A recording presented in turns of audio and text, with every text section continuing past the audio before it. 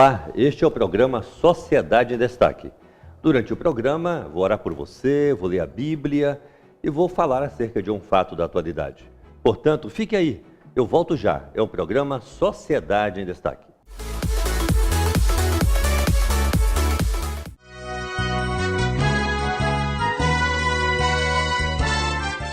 Meus amigos, agora eu quero compartilhar com você uma porção bíblica. Se você tiver com a sua Bíblia aí, peço que você abra no Evangelho segundo São Lucas, capítulo 15. Lucas, capítulo 15. O capítulo 15 de Lucas é conhecido como capítulo das coisas perdidas. Por quê? Porque aqui em Lucas nós encontramos a parábola da ovelha perdida, a parábola do dinheiro, da moeda, da dracma perdida, e a parábola do filho perdido, que é a parábola do filho pródigo. Evidentemente que nesse pequeno espaço de tempo aqui não dá para a gente meditar sobre todo o capítulo de Lucas. Mas eu quero ler com você pelo menos um trecho, parte dele, para uma breve meditação. E é muito interessante porque começa assim, o capítulo 15 de Lucas. Aproximavam-se de Jesus todos os publicanos e pecadores para o ouvir. E murmuravam os fariseus e os escribas, dizendo: este recebe pecadores e come com eles.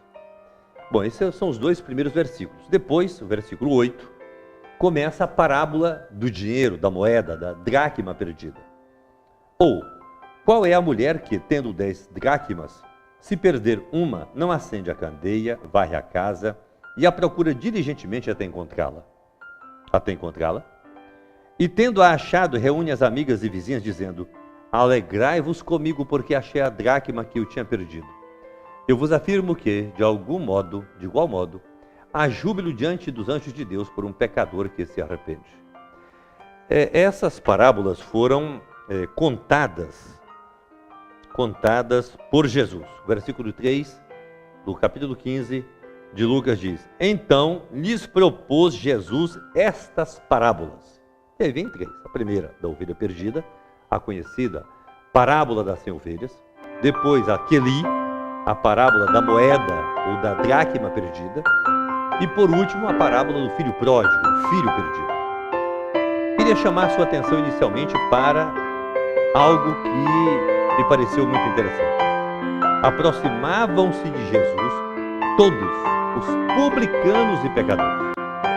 Em tese, aproximaram-se de Jesus quem não era religioso, quem não tinha o hábito de ir à sinagoga, aos sábados preferencialmente, quem certamente não tinha o hábito de ir a Jerusalém, subir a Jerusalém para a festa da Páscoa e as demais festas de Israel.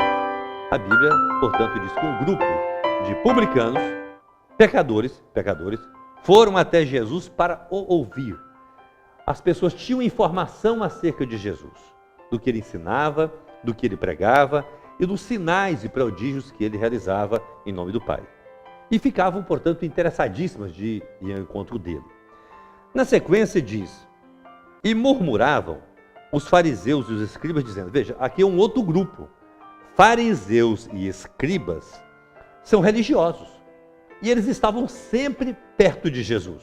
Para colocar a mensagem de Jesus sob dúvida. Publicanos e pecadores vão a Jesus por ouvir a palavra.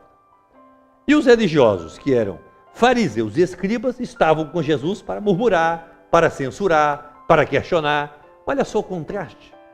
Bom, e esses que estavam com Jesus para murmurar, censurar, diziam: olha, esse camarada aí, ele recebe pecadores e come com eles. Eles eram tão santos, se julgavam santos, que reprovavam Jesus. Ele não é o Filho de Deus, ele não é santo, mas ele recebe pecadores, come com os pecadores. E Jesus fazia isso porque Jesus não tinha preconceito. Jesus não se orientava pela discriminação, pela acepção de pessoas. Não. Exemplo, Zaqueu metia a mão no dinheiro do tesouro. Todavia, portanto, era um corrupto. E Jesus, quando identifica Zaqueu, diz: Zaqueu, hoje me convém ir à tua casa. Levi era coletor de impostos, e coletor de impostos naquela época tinha um conceito muito ruim. E Jesus diz para Levi: Levi, vem, segue-me. Então, repito, Jesus não tratava as pessoas com acepção, com discriminação, com preconceito. Esse é um dado interessante. Os religiosos censuravam e murmuravam. Os pecadores aproximavam de Jesus para serem abençoados. Não é? E depois nós temos uma senhora, na parábola do dinheiro, que tinha 10 dinheiro, tinha 10 moedas e perdeu uma.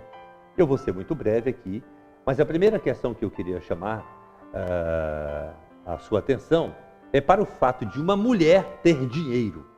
Naquela época não era comum mulher ter dinheiro. Logo, aquela que tinha que dar muito valor. E essa mulher perdeu um dos seus dinheiros, uma das suas moedas. E por que ela perdeu? Se você ler o texto, você vai ver que a mulher acende a candeia, varre a casa e procura diligentemente. Quem perde a bênção de Deus, essa mulher, essa moeda representava prosperidade, representava bênção na vida dela. Quem perde a bênção é porque está nas trevas. Quem perde a bênção é porque está com a casa suja. A mulher perdeu. E para reencontrar a bênção, ela tinha que acender a luz. E o próprio Cristo disse, eu sou a luz do mundo. Ela teve que limpar a casa, como que se fosse limpar a sua vida, arrepender dos seus pecados, voltar-se para o Senhor. E aí foi procurar diligentemente. Essa procura certamente significa aproximar-se de Deus com muita intensidade. Se você tem perdido alguma coisa, queira acender a luz de Cristo na sua vida. Queira limpar a sua casa, o seu corpo. E a bênção de Deus se estabelecerá na sua vida. Que Deus te abençoe.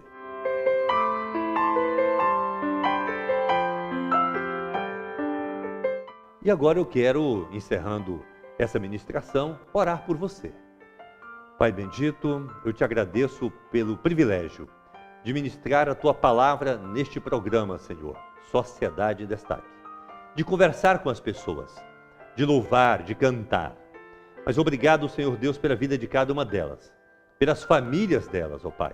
Obrigado pelas crianças, pelos adolescentes, pelos jovens, por homens e mulheres que me assistem. Pai querido, que a Tua bênção seja com cada um, Senhor. Que elas não percam a bênção, a moeda que representa a Tua bênção da saúde, da prosperidade, da comunhão. Pai querido, que a luz não se apague, ó Pai, e que elas sejam fortalecidas na comunhão contigo. Eu rogo, Senhor, no sentido de que a Tua bênção seja perene na vida de cada uma, em nome de Jesus, em nome de Jesus. Amém. Amém.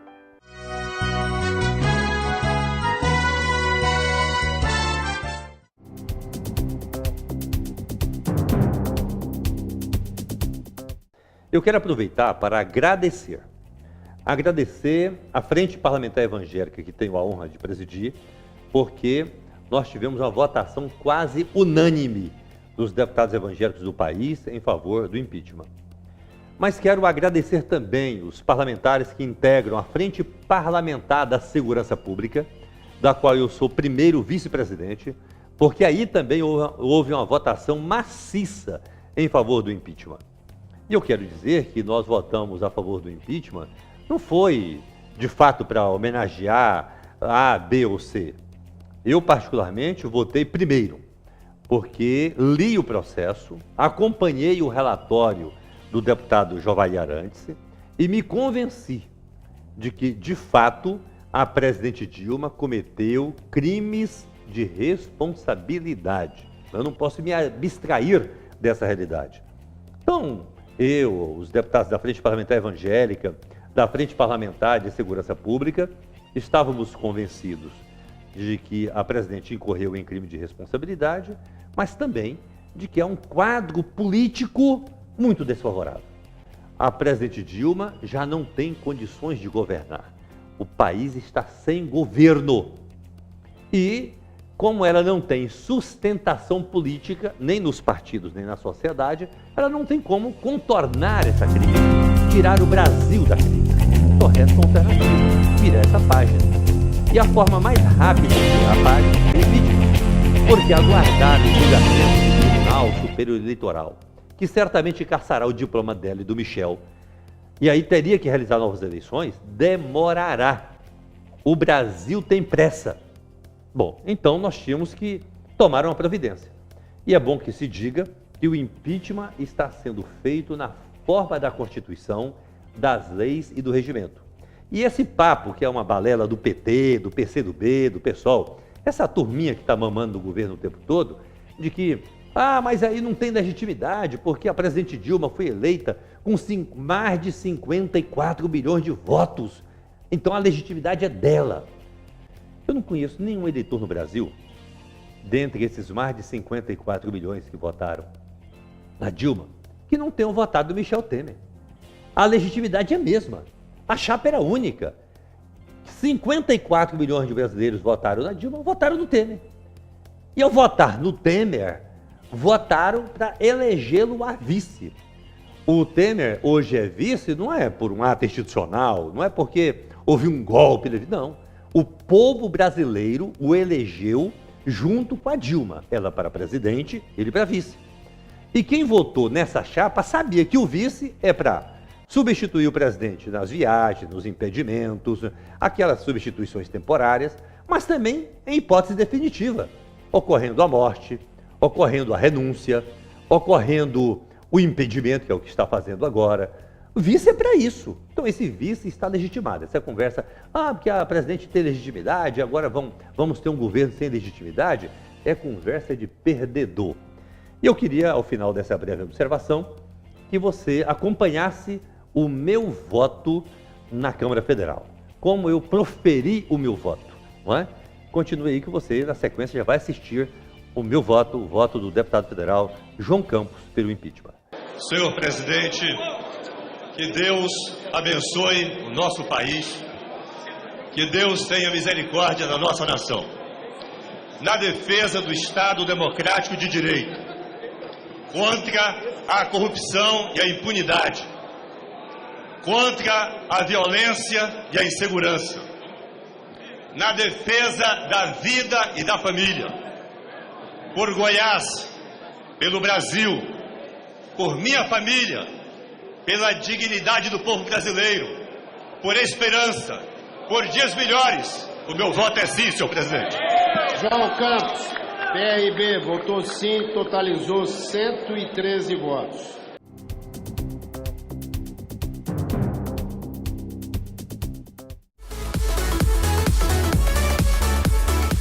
Muito obrigado a você que nos acompanhou, que assistiu o nosso programa, que nos prestigiou mais uma vez com a sua audiência.